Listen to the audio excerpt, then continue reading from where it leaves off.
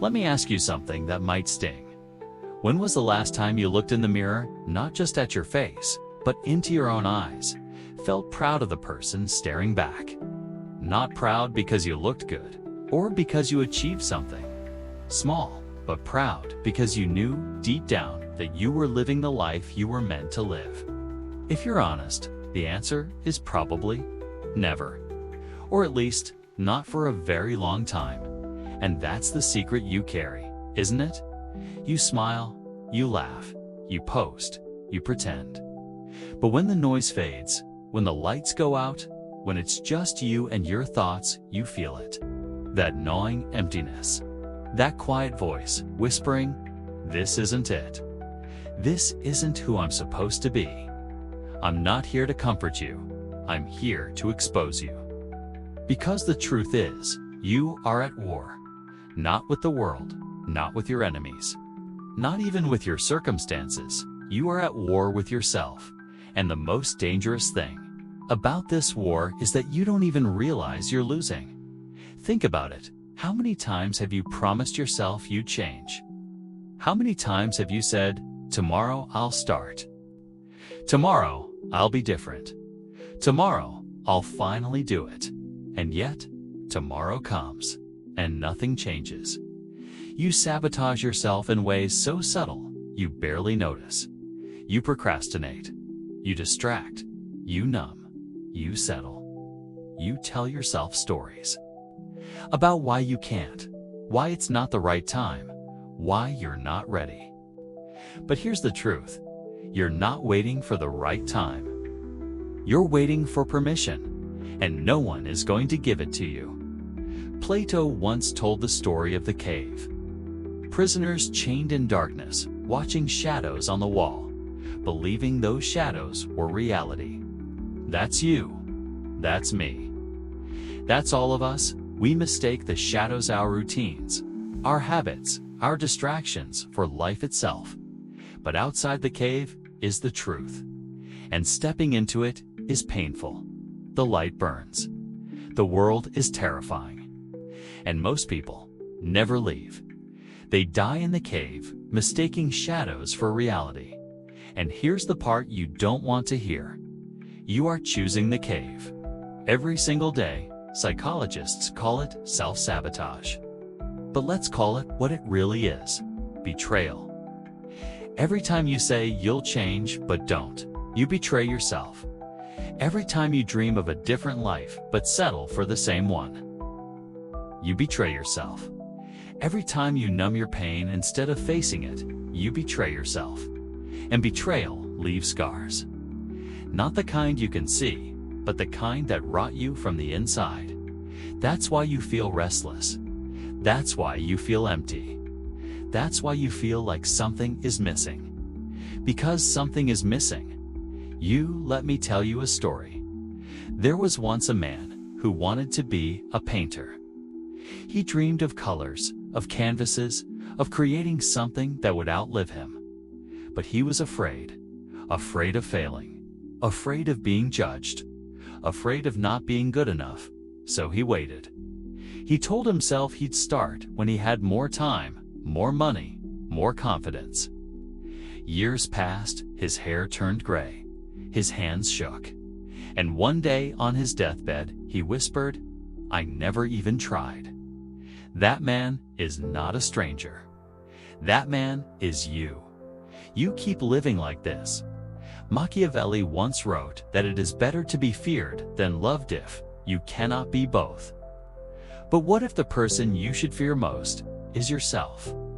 Not the self you show the world, but the self you abandon every time you betray your own potential. Because here's the truth. You are both the ruler and the ruled. You are both the tyrant and the prisoner. And the longer you let your weaker self govern, the more your stronger self withers away. You think you have time. That's the biggest lie you tell yourself. You think tomorrow will come. You think you'll be braver next year. You think you'll finally start when the timing is right. But life doesn't wait. Every day you delay, you are rehearsing your own death. not the physical one that will come anyway, but the death of your spirit, your potential, your unlived life.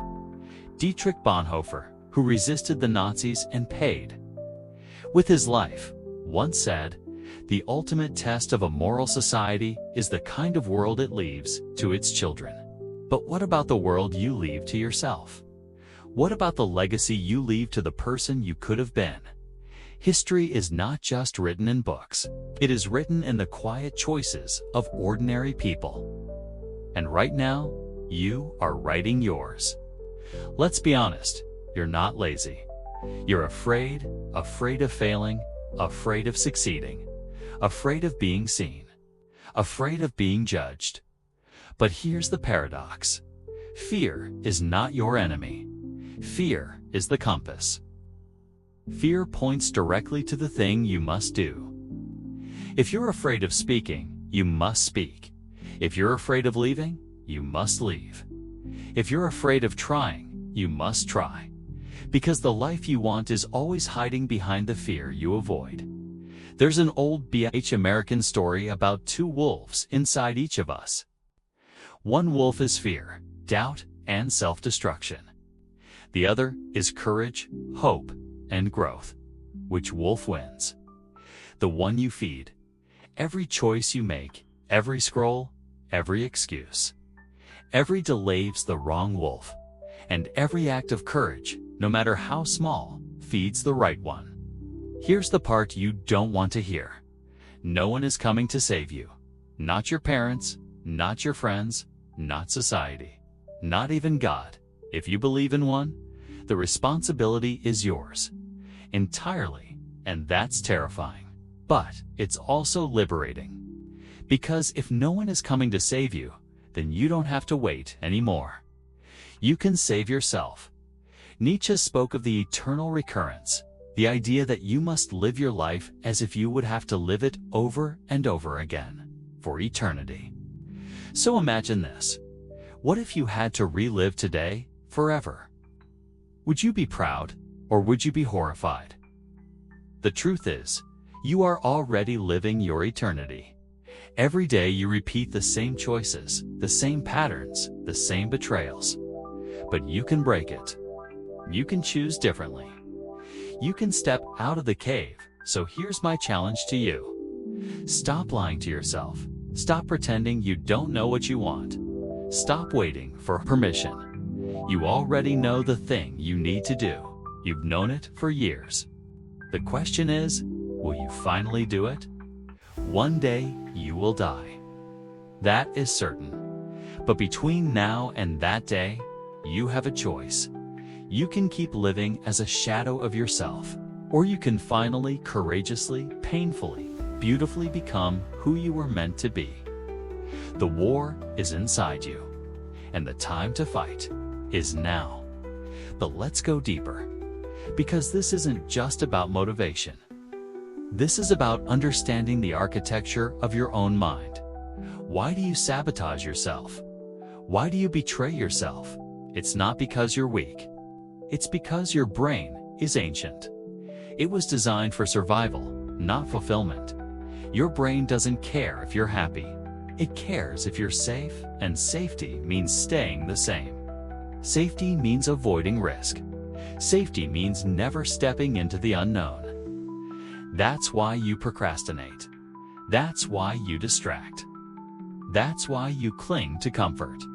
Because your brain thinks comfort equals survival. But here's the paradox. In the modern world, comfort is death. Not physical death, but spiritual death. The death of growth, the death of meaning, the death of becoming. Think of Rome. At its peak, it was unstoppable. But what destroyed Rome wasn't an external enemy. It was decadence, comfort, corruption, the slow rot from within. And that's exactly what's happening to you. You are Rome, and your comfort is your collapse.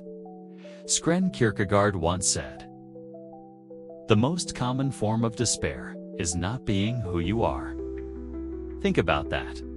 The most common form of despair is not poverty, not sickness, not tragedy. It's living a life that isn't yours. And that's exactly what you're doing. You are not tired. You are unfulfilled. You are not lazy. You are afraid.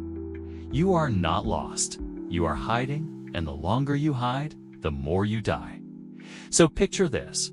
One day, you will stand at the edge of your life, looking back, and you will see two versions of yourself, the one you became and the one you could have been.